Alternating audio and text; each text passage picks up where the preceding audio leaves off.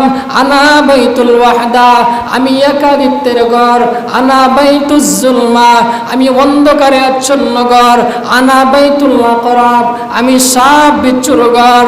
এ আবু যর গিফারি, আমার মধ্যে যদি কোনো মানুষ শান্তি পেতে চায়, আমি কবর কোনো বংশের পরিচয় জানি না, আমি কোনো বংশের পরিচয় নিব না, কে কোন বংশের আমি এটা দেখব না। আমি কবর দুইটা জিনিস দেখব, কোনো মানুষ যদি ঈমান আনার পর নেক আমল করে আমি কবরের মধ্যে আসতে পারে।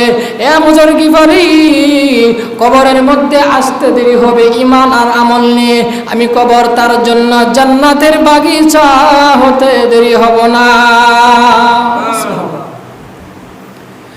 আর যদি ঈমান আমল তার সুন্দর না হয়, ঈমান আনার পর যদি আমল না করে, এমনি কবর ডেকে বলে সে কবরের মধ্যে আসতে দেরি হবে, আমি কবর তার জন্য জাহান্নামের টুকরা হতে দেরি হব না।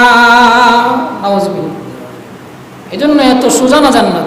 ঈমান আনার পর নামাজের কোনো গুরুত্ব নেই, এক ওয়াক্ত নামাজ পড়লে 2 ওয়াক্ত নামাজের কোনো গুরুত্ব নেই, 2 ওয়াক্ত নামাজ পড়লে 3 ওয়াক্ত নামাজেরও কোনো গুরুত্ব। এত সোজা। আসসালাতু মিফতাহুল জান্নাহ, নামাজ ছাড়া তো জান্নাতে যাওয়া সম্ভবই না। যত ইবাদত পৃথিবীর মধ্যে আল্লাহ তাআলা ফরজ বিধান দিয়েছেন, যাকাত বলেন, যত কিছু আছে তার মধ্যে সবচেয়ে আফজল, সবচেয়ে গুরুত্বপূর্ণ ইম্পর্টেন্ট যে ইবাদত, আল্লাহর কাছে সবচেয়ে যে আমল, যেটা প্রিয় ইবাদত, সেটার নামই হলো নামাজ। আর নামাজ না পড়ে জান্নাতের আশা করি আমরা না, কখনোই। নামাজ পড়তে হবে, আল্লাহর হুকুম আহকামগুলি মানতে হবে।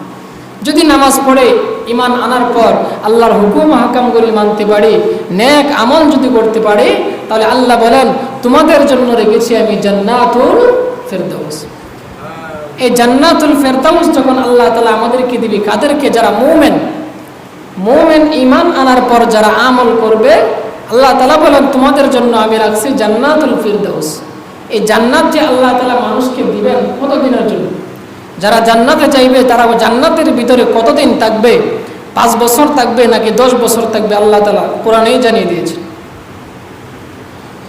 আল্লাযীনা ইয়ারিসুনাল ফিরদাউস হুম ফিহা